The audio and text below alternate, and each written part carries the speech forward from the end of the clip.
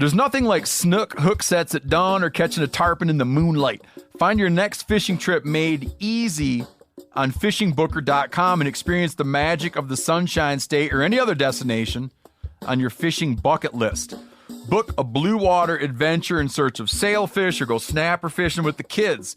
With over 6,000 captains and trips to choose from, planning your next one just got a whole lot easier. Download the Fishing Booker app on the Google Play or App Store, or visit them online at fishingbooker.com to book your trip today. Maui Nui is on a mission to help balance axis deer populations for the good of our environment, communities, and food systems on the island of Maui. They've shared over 126,000 pounds of nutrient-dense protein with the Maui community. Secure your spot now. Become a snack subscriber and join in helping to build more resilient food and ecosystems on Maui. Visit MauiNuiVenison.com. That's MauiNui venison.com and use promo code BEAR for 20% off your first order. Sport Dog is the most recognized brand in the hunting dog training industry. The Sport Dog promise to customers is simple: gear the way you design it. Every product Sport Dog builds is meticulously designed and rigorously tested in the field, ensuring it withstands the toughest conditions you and your dog may encounter. Using tracking equipment on my squirrel and coon dogs is extremely important to me. Get 20% off your first purchase using the code BEARGREASE. Go to www.sportdog.com/beargrease to learn more.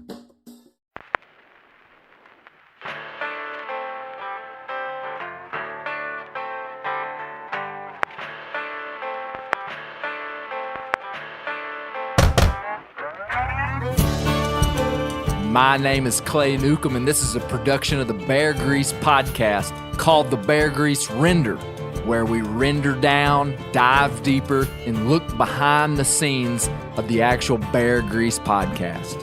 Presented by FHF Gear, American-made, purpose-built hunting and fishing gear that's designed to be as rugged as the places we explore. Before we get rolling on this render, I want to tell you about Whitetail Week at Meat Eater from September 29th through October the 8th.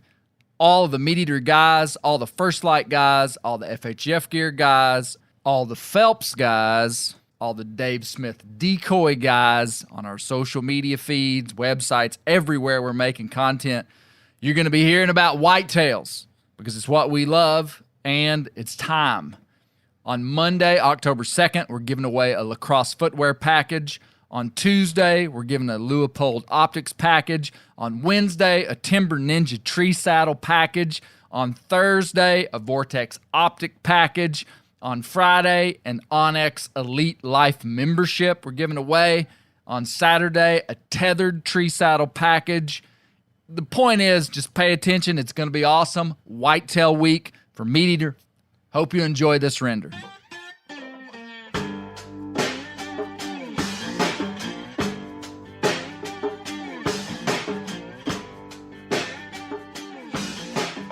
Welcome to the Bear Grease Render podcast. I don't even know what to say.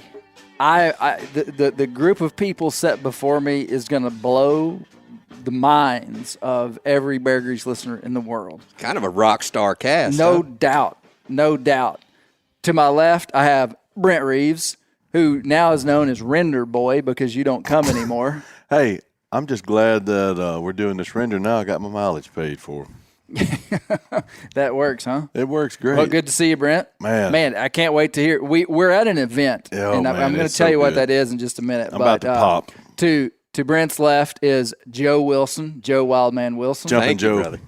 Joe's a regular now on the Bear Grease Render. Big day for Joe Wilson. Man, huge day. Yeah. Huge. I ain't going to blow your cover, though. Well, so to your left, Kyle Veet of the Ozark Podcast. That's right. Thanks Kyle's for having me. a buddy of ours, lives here in Northwest Arkansas. I was on you guys' podcast. Joe's been on Ozark Podcast. That's right. You've been doing something special today, too. We want to hear about that. We'll talk. Yep. To your left, Tell me, this is Malcolm. What's your last name, Malcolm? Reed. Malcolm Reed. Where are you from? I'm from Hernando, Mississippi. Hernando, Yep. Mississippi. And you tell me what you do. Well, so I got into barbecue cooking back a long time ago. Memphis in May, the World Championship barbecue cook-off's a big deal in Memphis. It's the Super Bowl of swine. The big championship. So if you grew up around there, you were into cooking. You had to learn to cook barbecue to compete in that, or you're just gonna get your teeth kicked in by all these other folks. So I got into cooking barbecue, and then I just that was a long time. Newsletters were hot, so I started doing a little barbecue newsletter. My wife taught me into it, and it expanded into doing how-to barbecue videos and trying to help people cook and kind of preserve that barbecue lifestyle. That's kind of what we do. There's a lot of people into it. And then I got into outdoor stuff. So because when I'm not barbecuing, I'm hunting and fishing. So that's kind of how my ties to it all. And I just love, competing in contests, cooking barbecue, going out and being in the outdoors. Anything we can do outside, I'm trying to, help support that and push that through and get people interested and part of it. Yeah. Well, good to meet you, man. Yes, sir. It's a Great pleasure. to I'm meet big fan of y'all. So. Right on. I subscribe to the podcast and listen. I found you through Meat Eater. Okay. And I was like, man, this is Arkansas boy. He's got to be all right. And he hunts bears. I was like, man, why didn't I know about this? And then so I've just been a fan. Well, good to meet you. To Malcolm's left, probably the most esteemed guest that's ever been on Bear Grease, period. Probably. Period. Man, I got to take another picture. You better take another picture, Joe. We have the world's greatest small game hunter, Kevin Murphy. Oh, that's way too kind. Our good buddy. So I know you through Steve Ranella. Today is the first time you and I have met. And I knew at one day that we would meet, but Kevin Murphy from Kentucky, great to have you, man. Glad to be here. Glad to be around all you guys and meeting all the great people of Arkansas here at the World Championship Squirrel Skinning event. That's it. Right off the bat, I had to help some 14-year-old kid that had never handled a squirrel in his entire life. Caden Blake. To skin a squirrel, I went over there and showed him. I says, there's lots of ways to skin a squirrel, but there's only one proper way to skin a squirrel. It took me a long time in my career to figure that out, but I showed him how to do that. I says, I'm going to do the one for you, and then you're going to do the next one. And he did it exactly like I told him. You taught him the tail method. The tail method, yes. Does that work even on a squirrel that's been frozen? It did today. I don't know where those come from today. They come from tops of trees about Thursday. Okay. So I would say they were frozen. 22 headshot. Well, Tops of trees Thursday. Let's just go back to the original. Well, hey, you told us where we're at. Joe, where are we at? Man, Clay, we are at the 2023 model of the World Champion Squirrel Cook-Off right here in Springdale, Arkansas. And I couldn't be happier with the showing that we had today. Oh, man. It's wall to wall. Do we have any idea how many people were here? I mean, I can make up something. Yeah. But I think the most esteemed squirrel man in the world should be. How many people did you see out there? Man, we probably gave away 300, 350 samples that we cooked up. Clay stopped and got some plates for us there. We were down to giving out sauce, and we had no eating utensil. I says, man, this is Mongolian squirrel. You eat with your right hand, and you do your other stuff with your left. So. Lord, hey, we've had multiple thousands of people here today. No doubt. All to celebrate this little furry critter that gets overlooked so much, And I don't think if you were trying to pick out one age or nationality, you couldn't find them out in this deal today. I mean, there's everybody. Gosh, here. yeah. When you talk about community event, we brought them together today with squirrels. So it's awesome, Clay. No doubt. Hey, so we do this thing, Kevin. I have Brent Reeves sometimes describe what someone's wearing. Why don't you do that for Mr. Murphy here, including his friend? Well, let me go ahead and say, I think this is the first time that we've had a bona fide squirrel dog on the podcast. So what's your dog's name? Wings and Things. It's his name. That's her name. Wings and Things. Those butterfly wings on her back. Oh, yeah. She's been on a mountain lion hunt with me, swamp rabbit hunt, jackrabbit hunt. She trees squirrels. I haven't really killed a squirrel with her yet. She's just getting into it. She doesn't know whether to point a squirrel or tree a squirrel. I was going to say, she looks like a pointer bird dog. So she's a half GSP. a half English pointer, what the old bird dog people would call a dropper. Really? They get no credit for anything because people don't want those dogs because they can't breed them and pass that bloodline on.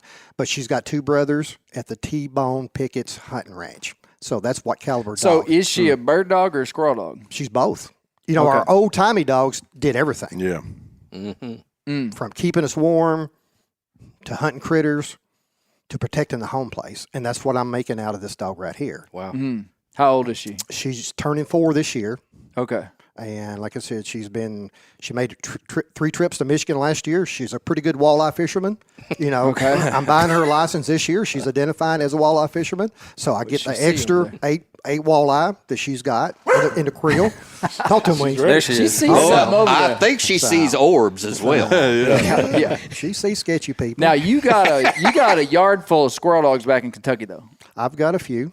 and rabbit dogs. Rabbit dog. There's an episode of you on Meat Eater season 12. You and Ranella hunted up in Michigan. Is that right? Yes, sir. Y'all squirrel hunted, Rabbit hunted. rabbit hunted.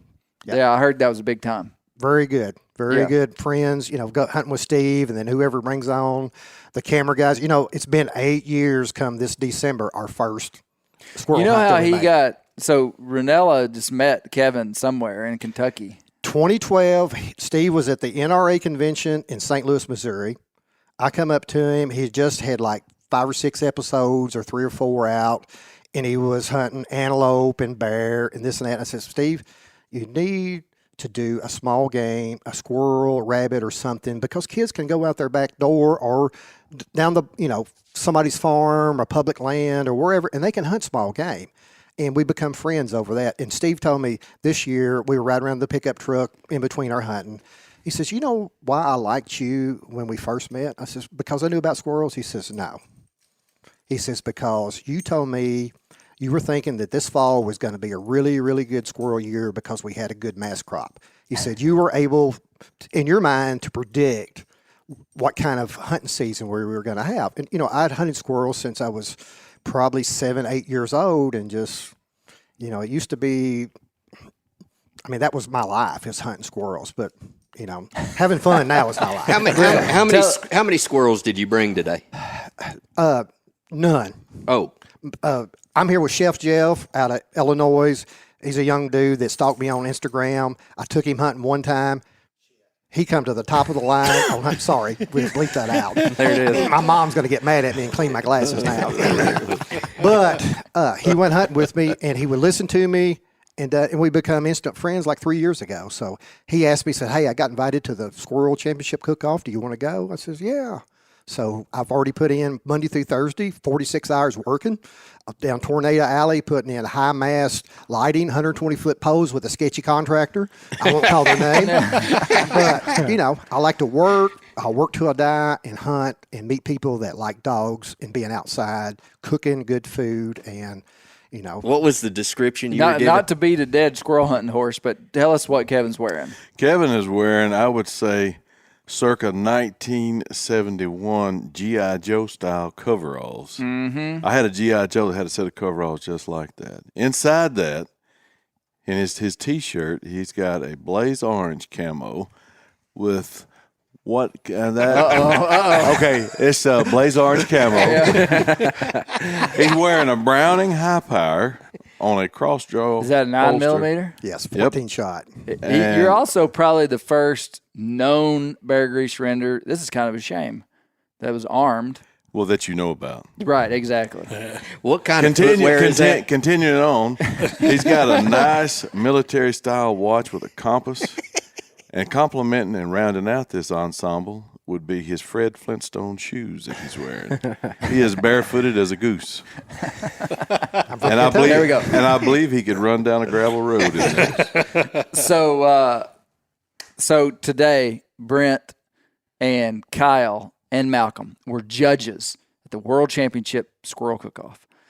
Malcolm, can you tell me who won? Do I know we don't know yet? who won, but man, I'm going to tell you, I was blown away by the dishes that these squirrel chefs have turned in today. I mean, there were, you think of squirrel, I think of squirrel and dumplings or squirrel and gravy or something like that. We saw all kinds of just Give delicious. me some examples. I'm going to need like examples. So Yeah. Kyle, be thinking of some examples. What were some examples? Well, we had some squirrel empanadas. We had squirrel tamales. We had you did have some like roasted quarters of squirrel that were just fantastic, melt in your mouth. Some of them that did like a buffalo wing style. I saw on their table, it was like a ramen. I mean, I'm talking the squirrel bone broth, the whole 9 yards, the whole things. We had some of these. They're called what do they call them? It's like a little wrap. It's not a. What was that called? The little basket, the purse. Beggar's I purse. will personally say the beggar's purse. the oohs and ahs that come off of their judging table Yes. when a particular dish, and I'm trying to see what the name of that team is. I can't find it right now. That was the hands down, Joe, the best thing I've had Well, today. the scorecard in my pocket said yes. Okay, I believe it. Okay, I so believe it. this team made, Malcolm, you ate it, but they made was it a meat pie? It was a squirrel mincemeat pie, Squirrel mincemeat pie. They made vanilla bean, honey, a little glaze on it. They did a Minnesota That got the wild biggest rice. reaction of all of it. Clay, dude. This thing, when it hit the table, you opened up the box and you seen the glorious dish that was served. But when all the judges are telling me, and I'm just like the referee, you got to bite into this. And it was, Man, that's pretty bold going for a squirrel mincemeat pie. And it I mean, went that with doesn't necessarily sound like if you're like squirrel tamales, squirrel empanadas, squirrel this, squirrel mincemeat pie. I wouldn't be Right, like, it's give me not- the mincemeat. Yeah. it bold. was fantastic. And the sauce that they had over this quarter. No, it was. So they called it. I took a picture of it. It was that good. They called it a steak squirrel Loretta, not to be confused with the steak Diane sauce, because they made it with bourbon whiskey, not cognac. They said any respective hillbilly would not drink or cook with cognac. So did they give you some like written? Yeah, check it read out. something? card How on did it work, each. Brent? Well, you got this. You got a plate. It was covered. A fold over to go plate, and had the number. The team that you would score, not the name, just the number, whatever it was. So, and you open it up, and inside, like in the lid right here, in one, Oh, it's got a little card. it told you main dish. what everything was in there. So fried squirrel, al pastor tacos with salsa verde sauce side dish, fried Mexican street corn with squirrel chorizo. Let me tell you, son, that was on the money. That was good. That's the stuff. one I took a little bite. I gave you a that. bite of that. That was money. And the reason we had the teams put that little index inside there was because we didn't know what the stuff was. Like what Malcolm just read, we open up that box, and unless it has that description, there ain't no way we've described lost. that dish. And just wouldn't like have what known you what it just was. read. Sure. It would have had no clue. And they hit every country. I mean, Filipino, Thai, Italian. all kinds of stuff all over the world that you would never expect a squirrel to be in.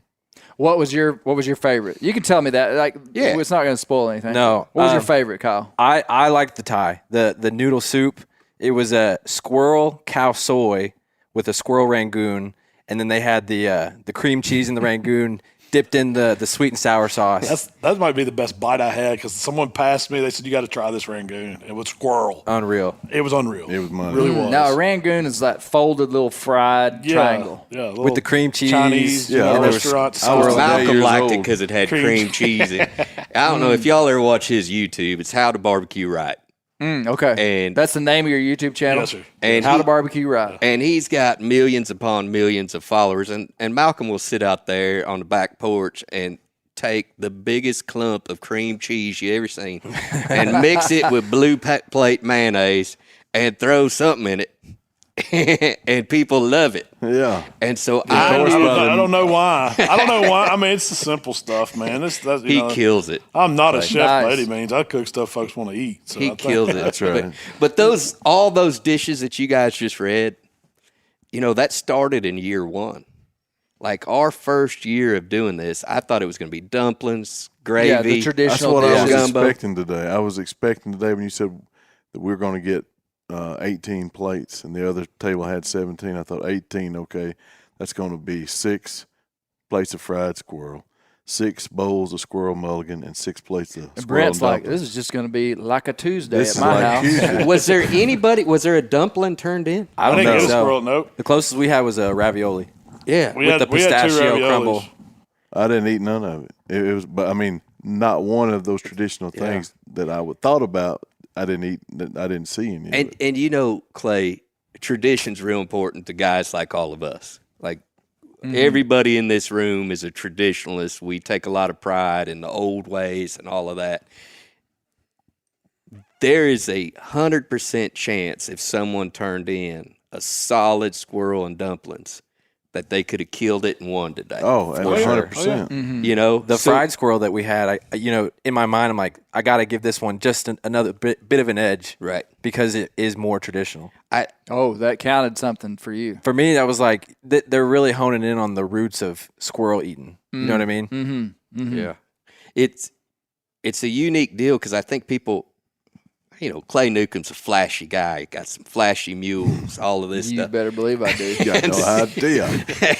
And so, I mean, he's just a flashy guy. So these cooking teams think they got to be really, really flashy to win. Now, I'll go ahead and tell you the dish that won was dang sure flashy. It was. It was good. If That's the winner, if I is. had the winner, that was amazing. It was Like Clay, you'd pay for that dish. Oh, if I went to a really? restaurant, saw that on the menu, I would pay good money.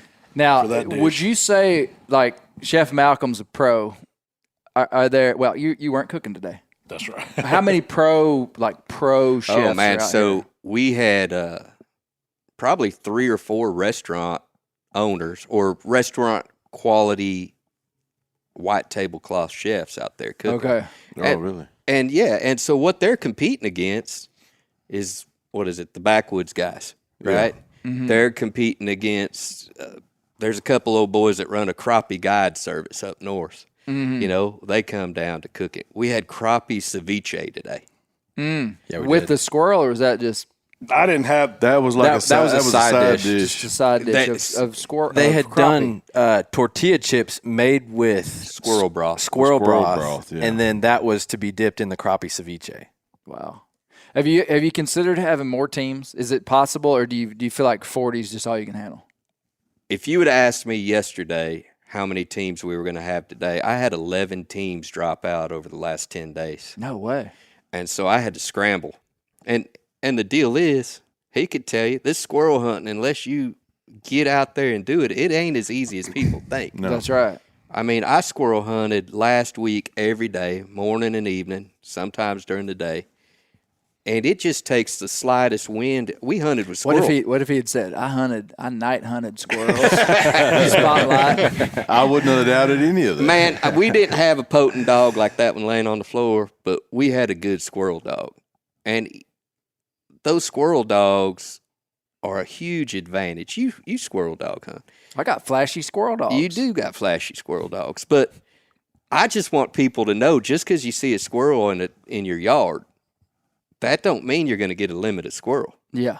It's a tough deal. So, I praised the teams earlier this morning at the meeting, and this isn't something you could go to the store and buy.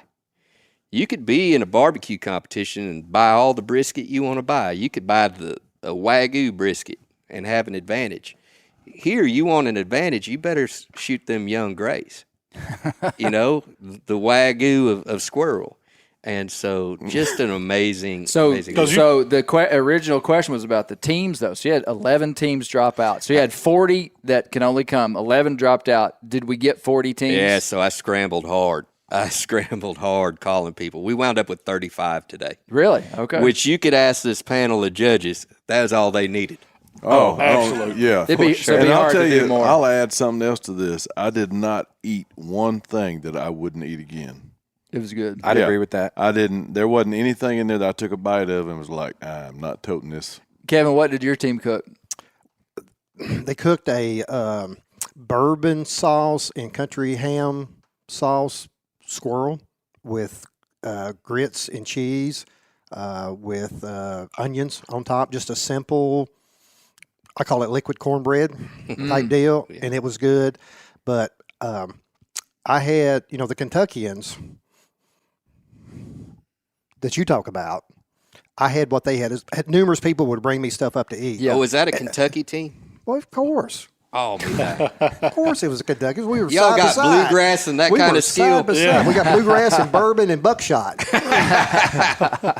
But everything that people brought me, I would tell.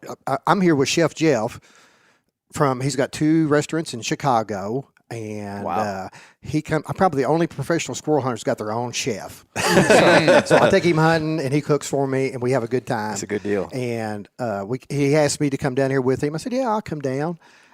But I mean, empanadas, that mincemeat, squirrel, man, everything was great. And I thought, man, this is right here in the running.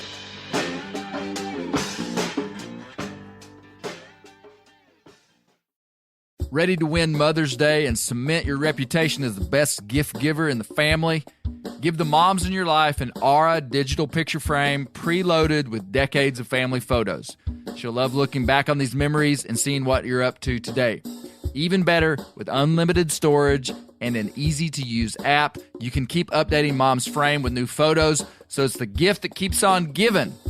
And this is not a joke. Juju Newcomb has an Aura frame, and we share photos, and they're incredible. Also, my mother-in-law has one. We have them. They truly are really good, really high quality. The Aura frame is easy to set up. It takes just 2 minutes to set up a frame using the Aura app. It also adjusts the display depending on light levels in the room to maintain the true color of your photos. For real, the digital screen is amazing. Right now, Aura has a great deal for Mother's Day.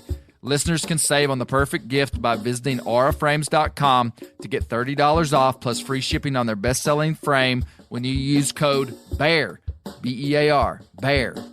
That's auraframes.com. Use code BEAR at checkout to save. Terms and conditions apply. The old-timers say that the turkeys start gobbling when the leaves are as big as squirrels' ears and the red buds start popping. And we're about there. And we are there in the South. The onX Hunt app is one of my most valuable tools in the spring woods. With tools like coniferous versus deciduous tree distribution layer, you can save time by locating edges or transition areas of mixing habitats from home. Find an area like this with water in close proximity, and more than likely, there will be a gobbling turkey nearby. Knowing the exact boundaries of private ground ensures I stay on the right side of the fence, but can easily find public ground to go see if I can't strike a gobbler. If you do get one to sound off, using compass mode and waypoints will help you pinpoint his exact location, allowing you to move in and make the perfect setup to bring him right into your lap. Download the onX Hunt app today. You'll be glad you did. onX has a special offer for you. Use code BEARGREASE to receive 20% off your membership at onxmaps.com/hunt this spring. Whitetail Institute launched the food plot revolution in 1988 with a concentration on research and real-world testing of forage products specifically for whitetail deer. Whitetail Institute's research and development team of agronomy experts provide effective, personalized service. I've been using Imperial Whitetail Clover for a long time in a food plot back behind my house. In 2007, I killed the biggest buck of my life over an Imperial Whitetail Clover small quarter-acre food plot. Imperial Whitetail Clover is the only clover scientifically developed through years of selective breeding. Clover Extreme genetic stability provides extreme cold tolerance, disease, and drought tolerance. It really does. Clover is coated with Whitetail Institute's Rain Bond, a polymer coating added for enhanced seedling survivability. They have an exclusive offer for Bear Grease listeners, 15% off Imperial Clover when you use the code BEAR at whitetailinstitute.com. That's whitetailinstitute.com and use code BEAR for 15% off. Kevin, I come to your house mid-November. We kill some squirrels. What are you cooking? I'm cooking fried squirrel, cat head biscuits, and gravy, fried potatoes, and onions. I'm eating at your house, son. Okay, tell me, walk me through how you'd fry your squirrel at your house. I got to get one thing off my mind. I am not G.I. Joe. I am John Wayne. You've been waiting to say that since you that's right. misdiagnosed him. That's what I'm identified as. What was your question? So how would you cook your squirrel? Like fry, because it seems, Good. if somebody just shoots a squirrel, cuts, quarters it up and fries it, they're probably gonna. When I shoot a squirrel, I try to shoot it where that I'm going to eat it. No, first that I'm going to clean it, and then I'm going to cook it and eat it. So I try to head shoot with a .22 rifle. You can't always do that. Sometimes you got to shoot them with shotgun. Sometimes you got to body shoot them. You try to get those squirrels clean. Maybe not right then, but as soon as you get home, get them washed up, let them soak. I'm going to cook it in some lard. No shortening. No shortening. And I Just guess, like pork lard from the store. yes, like pork a tub lard, of pork lard from the store. Okay. Low and slow. I might bake it in the oven, make some kind of dish, from that barbecued squirrel or squirrel and Do you dumplings. parboil? Parboil or pressure cook? No, I think that cooks the flavor out of it. I'm 100% That's behind really- you on that. That's How do you what get I them think. tender? You got to work at it. Steam, low and slow. Get your squirrel, get it prepped, put it in your cast iron skillet with some lard up, probably like halfway up on the squirrel. Turn the heat up, get it crisp on the bottom with whatever your secret breading is. And I've got a secret one. Is it really course you secret? do. Yes. Secret by accident.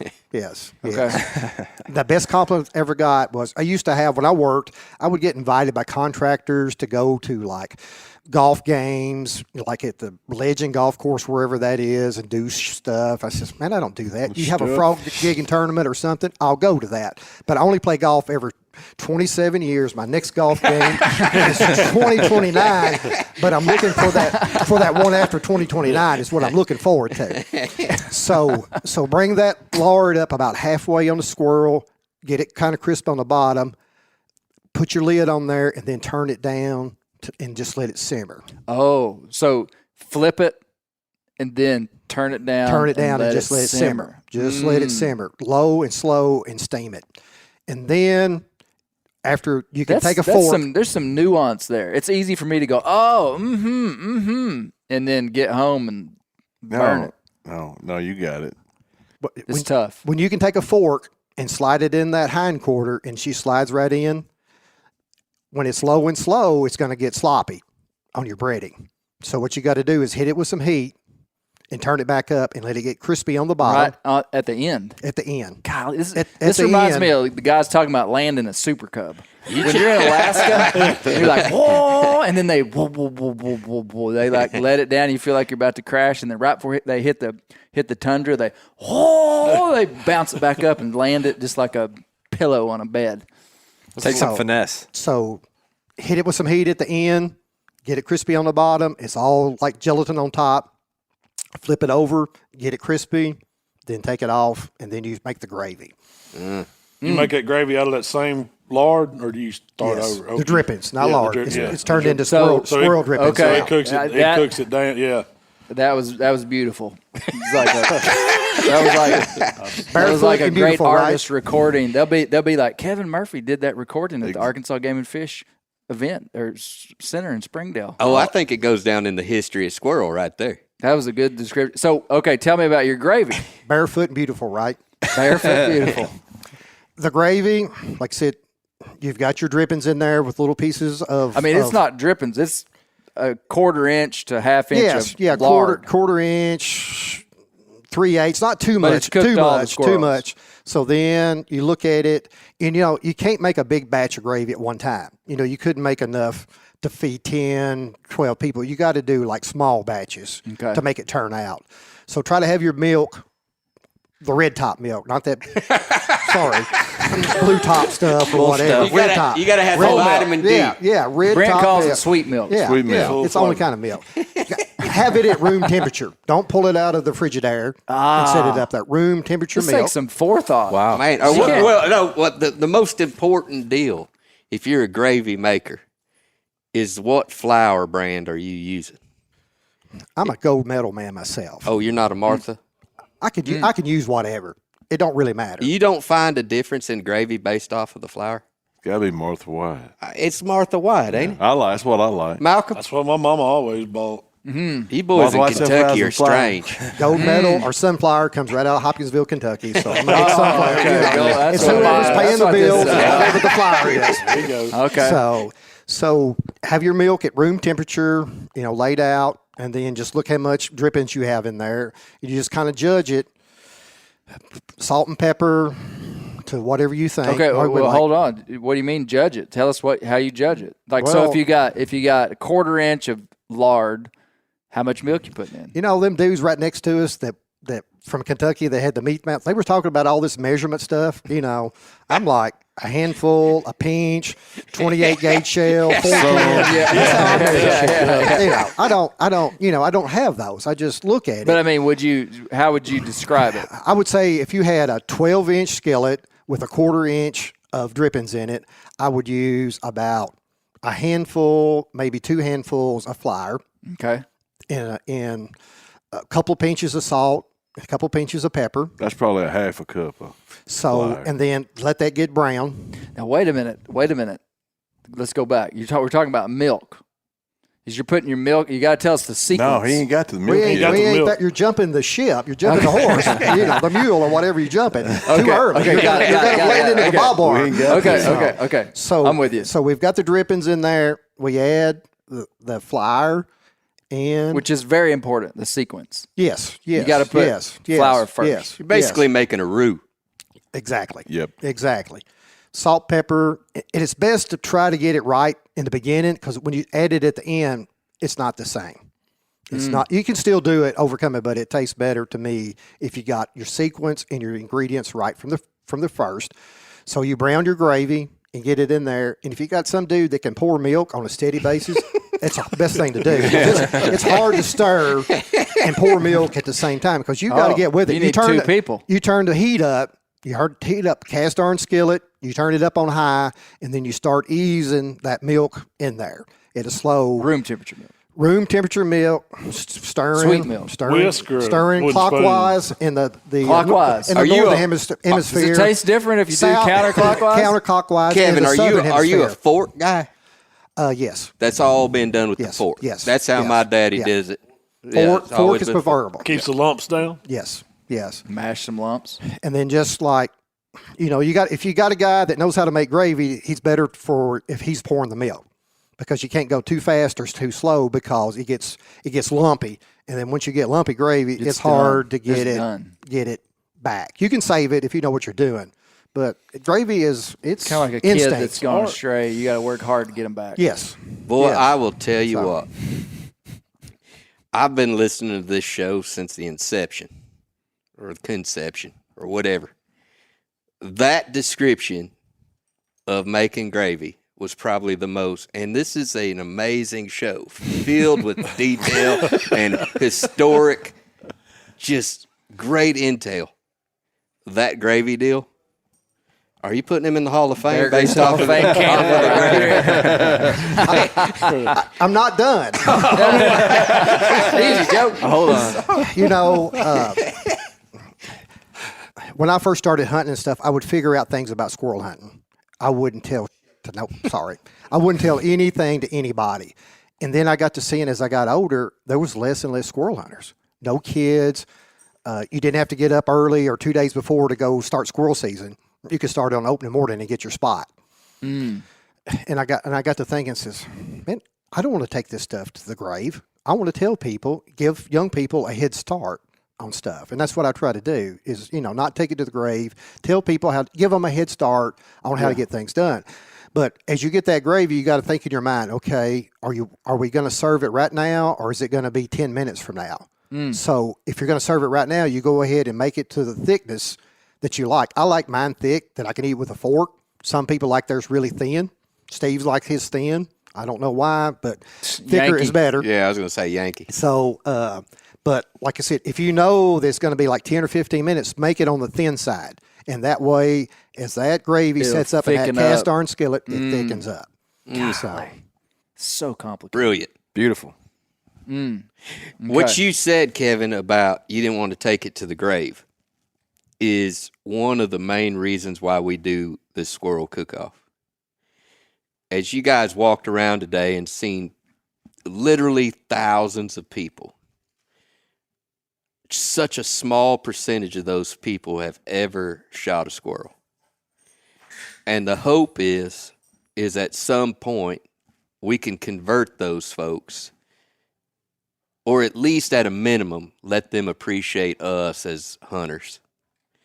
You know, so many people don't understand why we do what we do. That it's a dying breed. Small game hunting is on such a decline that there's a good chance it'll go away.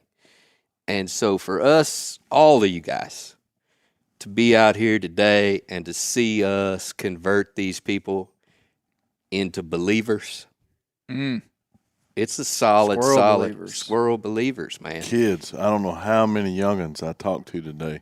They were here with their parents, families, whole families here, mom and dad, and four or five youngins, man, and they were just eating it up. And I asked every one of them that I talked to and I met and took pictures with, and they're like, I asked them, y'all eating any squirrel? Not yet. Where do we get it? They was coming here to eat it. It was really good. I'll say from my generation, I'm 28. Most of the people that I know that are my age have never had squirrel. And so for them to see that this is not just an event, but event with the amount of people that ended up showing up and see like, oh, this is legit. Like you can actually have a respectable competition around eating squirrel, I think goes a long way. Because like you said, thousands of people come through, and how many thousands more will see that on social media and hear about it on here. We got here yesterday afternoon, and I took Alexis and Bailey wanted to go shopping. We went to some place down in Fayetteville, some kind of leotard store. The Lulu's. Lululemon. Boy, I shop. got a pair of them. So we go in there, and they got this stuff, and we go to check out, and this gal says, what brings y'all? Are y'all visiting? And I said, yeah, we're visiting. She said, what bring y'all up here? And I said, well, it's the World Championship Squirrel Cook-Off. And she said, the World Championship Squirrel Cook-Off, where's that at? I said, it's in Springdale. She said, how do they teach squirrels to cook? I hear. There you go. No, she didn't. She did. I said, no, we're gonna eat them. And her eyes were bugged out on saucers. She said, y'all gonna eat squirrels? I said, just as fast as we can get them cooked, we're gonna eat them. Man, Clay, I seen the deal on the news the other night. They were interviewing this local business owner. And they were interviewing on the big 3 events that were coming to Northwest Arkansas this week. And they asked how that was going to bring business to them. And she says, the big 3, Bikes, Blues, and Barbecue. There was a festival called Format. And she said the World Champion Squirrel Cook-Off. And that lady said, no, the LPGA Championship was the 3rd one. Wait a minute. She said that she corrected the lady? Yeah. So we wiped out the LPGA, man. Bingo. Wow, that's big. This is big. Malcolm, do you ever cook squirrel? Yeah, we do. You know, I got a little farm there in Mississippi where we hunt on. I went on probably the best squirrel hunt of my life last year. I heard you guys talking about it here recently, but it was on one of the Mississippi River clubs. Oh. And I didn't realize that there was that many guys that hunted squirrels on those clubs. There's a group of them. They come from over in Arkansas. They hunt both sides of the rivers on these big clubs. And when they come 20 deep, and they bring their dogs, and they've got their dogs trained to tree these squirrels no more than 100 yards off the trails because they're packing their side-by-sides. And I got invited to go with them, so I'd never seen anything. So I brought my gun. I don't even think I got my gun out because it was a blast because they had all the kids out there. And this was like a family. There was I think 3 generations of people hunting out there in this big packing squirrel, drive that we kind of did. And we rode around. We got out there at daylight. You got to drive a long ways to get to one of those clubs because they're out in the middle of nowhere on the other side of the levee. But it's just a different country there. It's totally different than the hills I'm used to where I'm at in Mississippi. It's untouched land. It's just big hunting clubs now. Our paper company owns it and leases it to some of them. But it was amazing. I mean, we killed the biggest black squirrels I've ever seen. A lot of black squirrels? A ton of black squirrels. And it was man, it was awesome. It really was because you got to go and you got to see these big old timber. And the squirrels are so fast from tree to tree and that stuff. And so you got to be on them. There was people doing both. There were some of the older men that wanted to really, take sure they got time, 'em. meet squirrels. They were making good shots, and then because we had some of those guys that would kind of straggle behind and let the kids and stuff get on them, and when they start shooting at them, the kids all had shotguns, and you had to be quick to jump out to beat them to the tree. Yeah. Because the dogs, they'll take a dog. One guy had a dog about this size, and he rode right on his leg and hung out it side by side. He had a little mirror, and he'd put his feet on it. And if that dog caught wind of a squirrel, he was gone. You could better believe there was one in that tree, and you had to get out and shake the vines, and you're beating them with sticks, and there he goes, and then it's kids. Just, I said, I begged them. I said, y'all got to let me come back. But it was like camaraderie, hunting camp, what you would expect that would be like. And then you go half a day, and everybody brings out their grills, and they get out the food, and we cook them on the, just everybody kind of corrals up. You cook a big lunch, and you go squirrel hunt till dinner, and you go back and clean squirrels and cook squirrels, and it's time to go to bed and get up and do it again at the next camp. And that's all these guys do when they're farmers. So when they get their crops in, they go squirrel hunting, and they told me they'll squirrel hunt from now till till their wives make them come back home. And I said, that's the life right there, man. Yeah, that's good Going around squirrel hunting. Do y'all have a lot of black squirrels in Kentucky? We have a few melanistic fox squirrels, Really? but we don't, that I know of, have Were any. they black gray squirrels on the Mississippi River? Yeah, I think they're fox squirrels. There's Melanistic fox squirrels. Yeah. Okay. Because like in the Ozarks here, to kill a black squirrel, I mean, if you killed a black squirrel, somebody'd mount it. Yep. I mean, have you ever seen a black squirrel up here? No, Kyle? I haven't. Oh, really? Just on the levees that he's talking Yeah, but I see pictures of guys in different parts of the country acting like black squirrels are no big deal. Michigan, further north you go. Steve Ranella, when he came here to squirrel hunt with me years ago, I told him we didn't have black squirrels. And he gets off the airplane, drives through Bentonville, and swears to me that he saw a black squirrel in someone's yard. So he shows up and he's like, you got black squirrels? And I'm like, Steve Ranella, don't come to the Ozarks and tell me about my squirrels. Stay in He your lane, swears bro. that he saw a black squirrel. And I told him, I was like, no way. But As He a may have shadow. seen a melanistic fox squirrel, what he may have seen. I've never even seen one of those. They're just not common up here. But on the levee, they're everywhere. Yeah, I deer hunted down there a couple years ago inside the levee of the Arkansas. And, I saw multiple black squirrels. Anyway.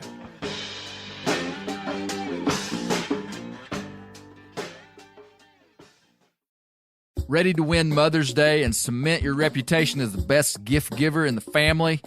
Give the moms in your life an Aura digital picture frame preloaded with decades of family photos. She'll love looking back on these memories and seeing what you're up to today. Even better, with unlimited storage and an easy-to-use app, you can keep updating mom's frame with new photos, so it's the gift that keeps on giving. And this is not a joke. Juju Newcomb has an Aura frame, and we share photos, and they're incredible. Also, my mother-in-law has one. We have them. They truly are really good, really high quality. The Aura frame is easy to set up. It takes just 2 minutes to set up a frame using the Aura app. It also adjusts the display depending on light levels in the room to maintain the true color of your photos. For real, the digital screen is amazing. Right now, Aura has a great deal for Mother's Day. Listeners can save on the perfect gift by visiting auraframes.com to get $30 off plus free shipping on their best-selling frame when you use code BEAR, B-E-A-R, BEAR. That's auraframes.com. Use code BEAR at checkout to save. Terms and conditions apply. The old-timers say that the turkeys start gobbling when the leaves are as big as squirrels' ears and the red buds start popping. And we're about there. And we are there in the South. The Onyx Hunt app is one of my most valuable tools in the spring woods. With tools like coniferous versus deciduous tree distribution layer, you can save time by locating edges or transition areas of mixing habitats from home. Find an area like this with water in close proximity, and more than likely, there will be a gobbling turkey nearby. Knowing the exact boundaries of private ground ensures I stay on the right side of the fence, but can easily find public ground to go see if I can't strike a gobbler. If you do get one to sound off, using compass mode and waypoints will help you pinpoint his exact location, allowing you to move in and make the perfect setup to bring him right into your lap. Download the Onyx Hunt app today. You'll be glad you did. Onyx has a special offer for you. Use code BEARGREASE to receive 20% off your membership at onxmaps.com/hunt this spring. Whitetail Institute launched the food plot revolution in 1988 with a concentration on research and real-world testing of forage products specifically for whitetail deer. Whitetail Institute's research and development team of agronomy experts provide effective, personalized service. I've been using Imperial Whitetail Clover for a long time in a food plot back behind my house. In 2007, I killed the biggest buck of my life over an Imperial Whitetail Clover small quarter-acre food plot. Imperial Whitetail Clover is the only clover scientifically developed through years of selective breeding. Clover Extreme genetic stability provides extreme cold tolerance, disease, and drought tolerance. It really does. Clover is coated with Whitetail Institute's Rain Bond, a polymer coating added for enhanced seedling survivability. They have an exclusive offer for Bear Grease listeners, 15% off Imperial Clover when you use the code BEAR at whitetailinstitute.com. That's whitetailinstitute.com and use code BEAR for 15% off. But yeah, man, it's cooking squirrels, rabbits, raccoon. I mean, we grew up cooking stuff like that, and I think it comes from just kids these days sit inside. They don't go outside and hit the woods and stuff. You know, that's what I carried my Daisy before my dad would trust me with a .22. It was a BB gun, and we wanted to stay outside. You know, we were begging to buy more BBs because we were wanting to go try to shoot something. And so I think that the younger generation's missing that, and that's what's important about events like this. It's going to rely on us to share that and to pass it on and encourage people to get out and do this kind of stuff and realize how much fun it is. Let me tell you what I noticed today. And I was busy running around. But this old guy that barely shows up on the render anymore. Yeah, render boy. As many full-grown adults think that he's a rock star, them little kids love, yes, they do. These little kids love this man. And they love you too, Clay. I mean, you guys have put such a new twist on what an outdoorsman is. And I called Brent 2 weeks ago and I said, man, I had a guy call me and ask if his son, who's like 9, could meet you. That's a big deal. We idolize the wrong people in this world. We have for a long time, right? Every man sitting in this room's just a dude. We're just normal people who tell our stories on podcasts or whatever we do. To me, the impressive part is seeing them idolize what I consider real men. And that's a forgotten thing. And each and every one of us are doing our best at trying to change that. This man sitting over here in the overalls, hey, he's the real deal. He's the real deal. How many people asked you how many pocket knives you had in your pocket? Just about all of Did them. anybody ask to borrow one? Yep, they did. You were like, and I said, I'll sure. let you hold it. Absolutely amazing, man. I was tearing up just now thinking about it. But it's the real deal. I mean, this group right here, whether it's cooking, preaching about the outdoors, whatever, it's hard for us to believe that we're making a difference, but we make a difference. And today is kind of the big bang of it when we see these people, all the kids coming. The shooting competition across the way here, they run out of targets, and they had over 1,000 targets. Really? Yeah. Oh, It's like that's a pellet great. gun Yeah. competition. Yeah. I mean, we had Gamo Daisy sponsor that deal. Mm-hmm. 1,000 kids come over here and held an air rifle. My neighbor kid lives down the way. He's 11. His parents won't let him shoot a BB gun in my backyard. You know, which is weird, but it's where we're at. And that's when Kevin talked about holding on to it and teaching people. That's what y'all do. I mean, you guys are the best. You know, I had a family come by and I saw them with the targets. I said, let me take a picture of one of those squirrel targets they'd shot over here at the Daisy thing. And the dad, he let me see that. He said, it's a pretty good target. I said, well, you need to take some white out to this hole up here. And then I looked at his daughter. I said, man, she shot the best group.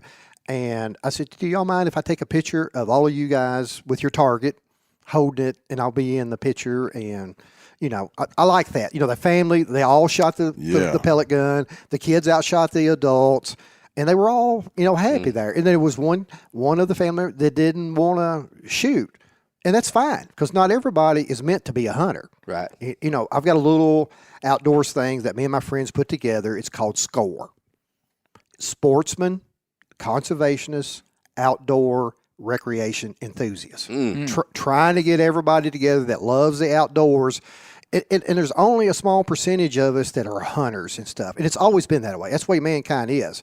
We just don't want that other percentage to be against us. We want to respect what they believe in and then what we believe in. And together, we're human beings, and we're trying to make the world better. So that's what I believe in.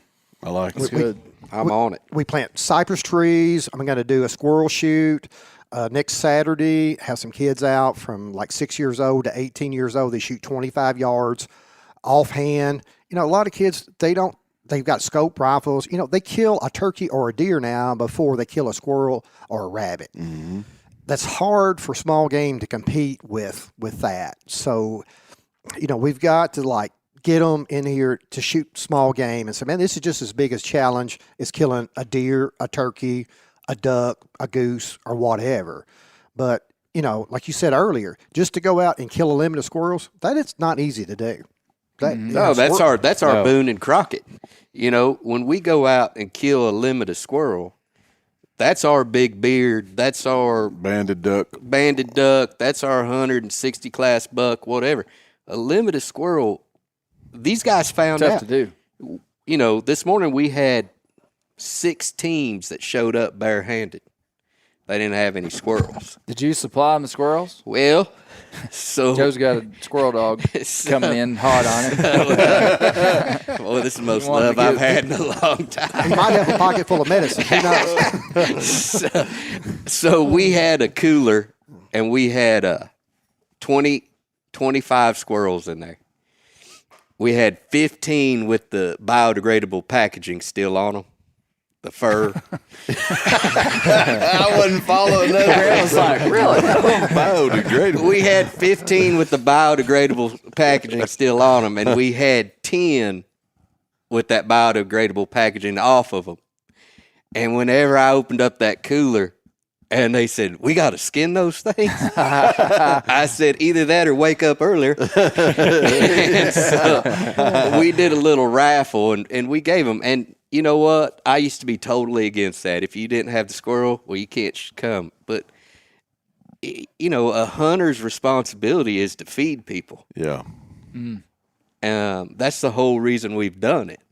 And so there's hunters who go out and come back to camp and fed the people. But 5 of those biodegradable squirrel wrappers went to that 14-year-old kid that had never handled a squirrel in his life. I went over there and showed him how to do that, and we've made a squirrel hunter out of that boy. I guarantee you, he'll be squirrel hunting from now to the end of his life. And can I tell you about that boy? Yeah. So that boy's name is Caden Blake, and he's got a debilitating bone disease. And about 3 years ago, that kid was star football player and wrestler. He's everything. And he got this debilitating disease, and now he wears braces on his legs.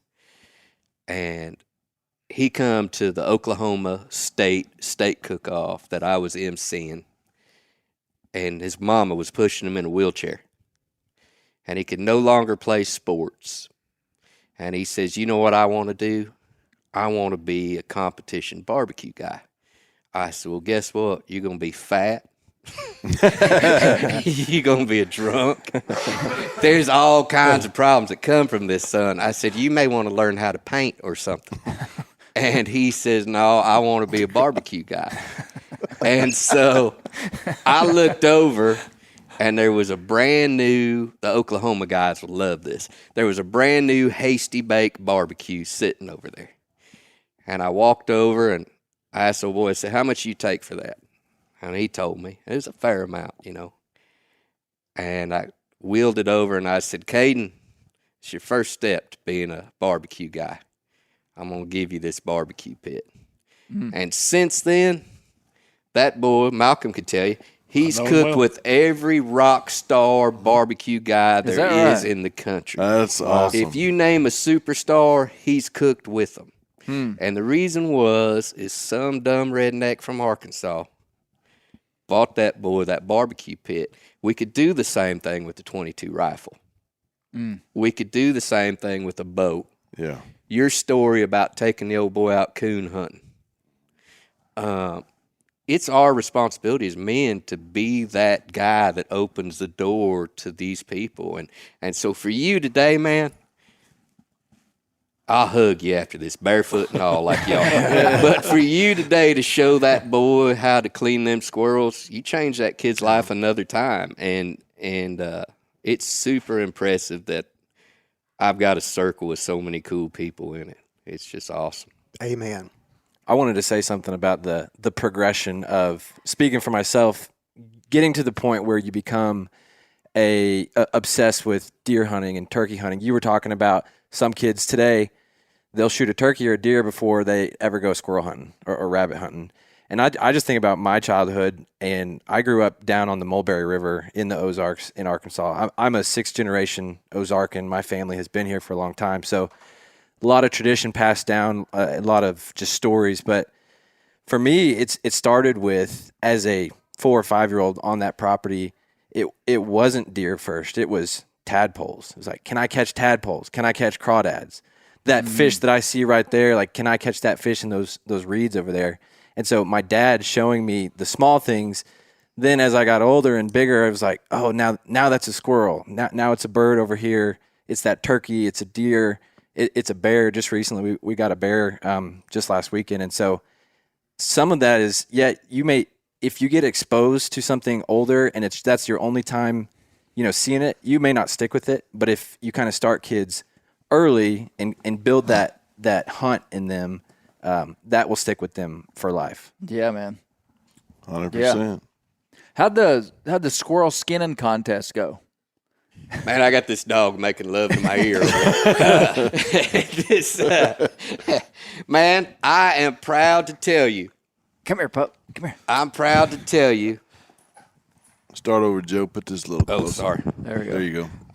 I'm proud to tell you that Clifton Jackson, the previous winner of the skinning competition, retained his title. Really? Is he fast? I guess he whooped everybody out there. What method did he use? Clay, I was in there eating with these guys. You I didn't don't see know, it. but yeah, he had to win 3 times to take the title.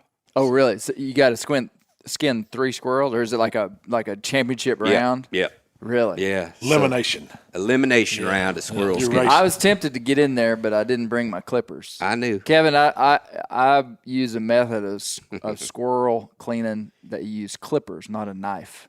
Have you ever? I call it the Batesville method. You see Nobody his ever toenails?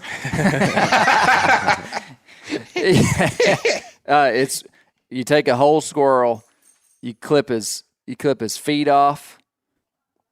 You clip all 4 feet off, clip his tail off, clip his head off. I mean, you can do that just in seconds. And then you trim around the outside of the middle of the squirrel, just pinching the skin.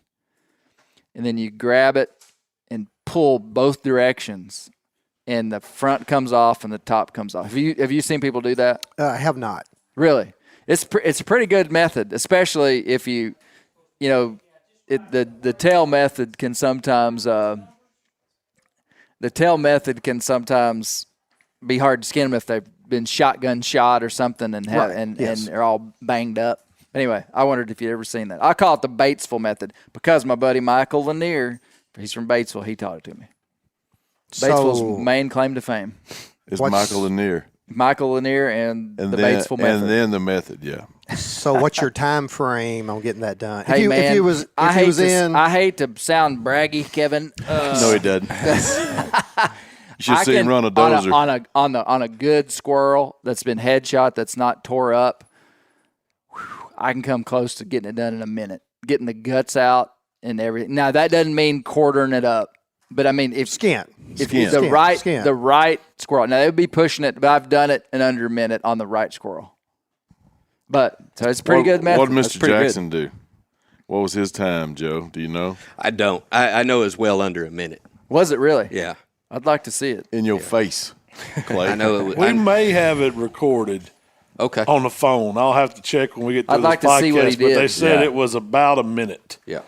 So you're right in that ballpark, Clay. Yeah. I've seen him. I've seen Clay skin him. It's pretty fast for sure. So is there any money involved in this anywhere, like on the sideline, like betting or anything, like the local guys? Maybe. You know, I seen there was some You know. parlay cards going around. you know, the Sporting Chicken guys. Have they got any money on this anywhere?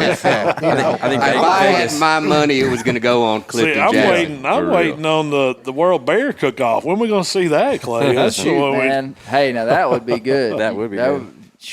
Have you ever cooked bear? No, never have. Never Man, have. it's a good. That's- It's a yeah. good meat. It's I've a never real tried. good meat. Never tried bear. So I that's don't know. interesting. I I don't know. definitely would. We just don't. Mississippi doesn't have a season for bear, and there used to be a bunch. We got Oh, the yeah. famous teddy bear, but yeah. we don't. You see them. You see them pass They're through. I coming guess they're back coming on the Mississippi River corridor. Yeah, we're seeing some more show up. People, of course, getting game cam pics and stuff of them, but nothing like you guys. I may be too busy to throw a bear cook-off. Joe, yeah, that was my next question. Hey, Joe, what are you doing? If I could get this circle of guys in there, you bet. We'll throw one next week. The next week, Let's do it. it's not hard to talk. You know me to how come this back, all hard, started? so. Joe started this cook-off on a lie. Someone asked him, a TV show was coming, Andrew Zimmern's show, Bizarre Foods, was coming to the Ozarks. They contacted our number one redneck, Joe Wilson, and they said, hey, we want to see some people cook squirrel. And Joe said, well, we have the World Championship Squirrel Cook-Off here. And she said, oh, really? When is it? And he said, well, when are y'all coming? And she said, and he said, well, I'll be darned. It just happens to be the same weekend you're here. And in Now like look. 6 weeks' time, he put together like 20-something teams, and they had the first ever World Championship Yeah. Squirrel Cook-Off. Yeah. Andrew Zimmern's team filmed it. Yeah. And then it's gone on pretty much ever since except for COVID. Yeah, man. And I'll wrap up my part by just saying I had spectacular teams today that worked real hard to bring what they brought to the table. I had a phenomenal group of judges. The facility, Joe. The facility, Arkansas Yeah. Game and Fish, Yeah. stood up, man, and gave us just a phenomenal place. You know, What is the name of this place? you want me to try that again? It's the JB and John L. Hunt Family Nature Center. Yep. Yeah. Did I get that? Yep. I They call should've it the named Game it and the Fish World place in Champion- Springdale. Yeah. But, man, I've had phenomenal people. I know we touched a lot of people today by doing this. And so it costs me money to do this thing. I mean, there's no income. It's free to attend. I pay out money for the winners. Hey, that's got to change, man. You needed a GoFundMe page. I don't own none of them. Well, you don't have to own a GoFundMe page. Kyle will build you one, right, Kyle? We'll get you started, Kyle will We'll get handle you it. started. I'm just saying a lot of the things that we've all done in our life, people have thought were stupid. And there's always, I tell people, you're never too old to learn something stupid. For sure. But Brent will tell you. a lot of the Yesterday. stupid stuff that we've tried, it's the oddity of it that makes the success. If I said we were throwing a hamburger cook-off out here today, there would have been 100 people. We cook this squirrel, and we get thousands. And to what we think is normal, they think is as crazy as anything out there. So I'm proud. I'm proud of all you guys coming, and I'm proud of the event. It's an awesome opportunity. Yeah, really is. Next year it'll be about the same time, Yeah. I suspect. Yeah. Probably the same place. We got a Hopefully. year. We got a year to talk Yeah. about it. I think, or Yeah. tell people. And we might have to put an ancillary in there of a piece of bear meat since we're a week after season. I like the sound of Start that. small. Yeah, I like the sound of that. Well, I wish we could tell the winner, but we're actually in the middle of the event. You're about to go announce the winner. Am I right? Yeah, in 20 minutes. Yeah, 20 minutes. We're going to announce the winner. Maybe I can come back on. I think I'll come back on and tell people who won. Yeah. But anyway, Kevin, great to have you. Great to meet you. Thanks for being here, Malcolm. Tell people where we can find you if they don't already follow you. Just How to Barbecue Right. If you're interested in barbecue cooking outside, you can check it out. I'm on all the social platforms. Huge YouTube TikTok, channel. Facebook. Buck all of junkie them. too, right? Buck junkies are outdoors. That's, we hunt and fish on the side.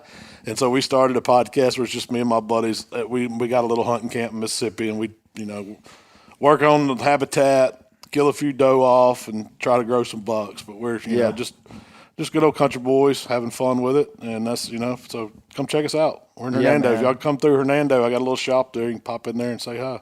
Really? A restaurant? No, it's we sell outdoor cooking stuff. We got some deer blinds. We got some game cams. A little bit of everything. Start to Barbecue finish. sauces, seasonings, grills, fire pits, decor around Christmas time. It's a store for men, but women come in there to buy gifts for men. So Okay. There you go. All right. Hernando, Mississippi. Yes, sir. Hernando, South of Mississippi. Memphis a little bit. Yeah, great. Kyle, where can the Ozark podcast? Yep. That's where they can find you. We're on all the podcast platforms, Instagram, the Ozark Podcast. Me and Kyle, both Kyles, makes Two it Kyles. easy for people Yep. to remember our names. But yeah, we're pretty much anywhere you look for us. Cool. Well, pleasure. Yeah, Kevin. You can find me barefoot and beautiful on Murphy's Small Game Nation Instagram. Facebook, my mom's 84. She stalks me there, so I don't hang out much. And I love you, Mom. And Ray Daly back in Bowes, Kentucky, or he really lives at Easy Money, not Hard Money. So, Easy Money, Kentucky? Easy Money, Kentucky. Yes, I'll Ray be Daly. darned. Man, thanks for being Yeah, Brent. Thanks for being a part Thanks of it for today. making time to be on the render. This was a good deal, man. I hope you invite me back next year because I absolutely. I already enjoyed wrote it in, son. I'm in. Well, you We're can going write to it invite in, this in squirrel ink. dog back. Yeah. This is good. This is good stuff. This is more fun than a bushel basket of puppies. I'm telling you, this is good stuff. Joe, thanks for all your hard work, man. Oh, man. For real, we got to figure out a way where you're This not. is the rock isn't star costing right you here. money. Yeah, for real. this wouldn't exist without Joe Wilson, and your hard work. So, man, I'm good. I don't need no thanks. I appreciate everybody for coming. Everybody else did the stuff. I just hung out and watched y'all eat. So, thanks for coming, Clay. Man, there was more Bear Grease caps walking around this place today. No wonder you can't find them. Yeah, they're everywhere. it was a lot of fun. That was a great render. Man, it was awesome meeting Kevin Murphy. It's always great having Joe Wilson on there. And Chef Malcolm, holy smokes, what a guy. He has a huge YouTube channel, 1.62 million followers. And I told you, well, and it's always great to have the render boy, Brent Reeves, there. I told you I was going to tell you who won the contest. Here is a short audio clip of me interviewing the winners of the World Championship Squirrel Cook-Off in Springdale, Arkansas. We're at the World Championship Squirrel Cook-Off. I'm here, Joe Wilson, founder, been on the Bear Grease Render. You guys just won. This is the World Championship trophy. Tell us your name. Paul Croft. And who? Paul Smith. Paul and Paul. Paul and Paul. My other brother Paul. What'd y'all cook? We cooked something, a little play on steak Diane, but we called it Squirrel Loretta. We had to hillbilly it up a little bit. Cooked it with bourbon instead of cognac. It was good. It was fantastic. And, I heard about it. Mincemeat fried pie that everybody Where are loved. y'all from? I'm from Union, Kentucky. It's about 20 miles south of Cincinnati. And I'm from South Central Kentucky. Okay. We got another partner, Drew Simmons. I don't know where he ran off to, but he's part of this too. Drew's in my Oh, this is big, man. Big. Thank you very much. Taking it like home the to Kentucky. Grammy of squirrel cooking right now. Yeah, man. Congratulations. Almost more exciting than my firstborn. Not quite. Hey, I don't know. I fed Clay a piece of that mincemeat pie. Oh, was that it? That's it. Well, I had some. Oh, it was good. It was incredible. Yeah. For real. Thank you. Yeah. Congratulations. Big deal. Thank you. Clay and Misty, great meeting you.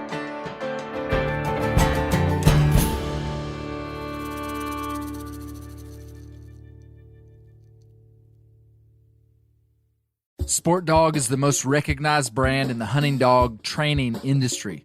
The Sport Dog promise to customers is simple: gear the way you design it. Every product Sport Dog builds is meticulously designed and rigorously tested in the field, ensuring it withstands the toughest conditions you and your dog may encounter. Using tracking equipment on my squirrel and coon dogs is extremely important to me.